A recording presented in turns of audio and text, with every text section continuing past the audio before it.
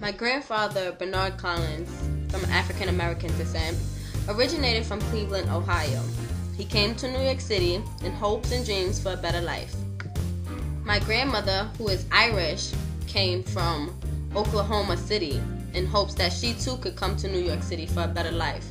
All she known growing up was that the Big Apple, a place of big dreams and high hopes and where she could get many things accomplished. Once my grandfather had finished with the army, and once my grandmother was old enough to leave out of her parents' home, they both found themselves in New York City, where they met in Harlem. Once together, they committed to one another and got married. They located themselves in Harlem River Projects, further uptown of Harlem, where they had no resources, no help, nor family. All they had was themselves. But they knew that better days were to come. So, they began to make a family, and at the age of 42, my grandmother found out she was pregnant with my mom. Having a child at an old age, with no income, with no resources, was difficult, but they made it the best of what they could. They instilled things like responsibility and to have morals and to stand up for what she believed in at all times. But mostly, the key thing was to always take care of education and make sure that that came first. But her education would soon come to a halt when she found out at 16 she was having a baby of her own, which would be me. Now I too resided in the home with my grandmother, my grandfather, and my mom. But my mom could not be a mom to me, for she was too young to understand what was going on. She had to lean on my grandparents for most of her help, for money, for guidance, for advice, and anything else a teen mom could ask for at this age.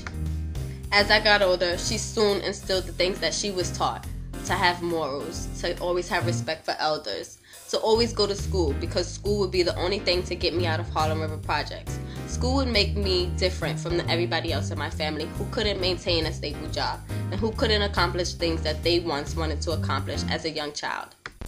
Well, so far so good. I made it out of 8th grade. I've went to high school and I've graduated.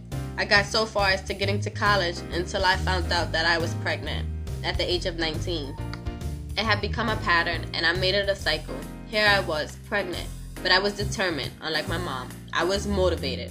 I was ready to take on any task that I needed to take on. I knew that I had to finish school. Here I am, a freshman in college. I couldn't stop now. I had to make it different. In 2010, I was blessed with a beautiful baby girl. Couldn't ask for anything more, anything less, but the struggle is way more than I could ever imagine. But then I guess it wouldn't be life, because in life, that's what we go through. We struggle. And like my grandparents, they came to New York for a better life, but they struggled. And like my mom, she was young, but she continued her education even though she struggled. With me, I'm going to continue my education. In one more year, I'll have my bachelor's.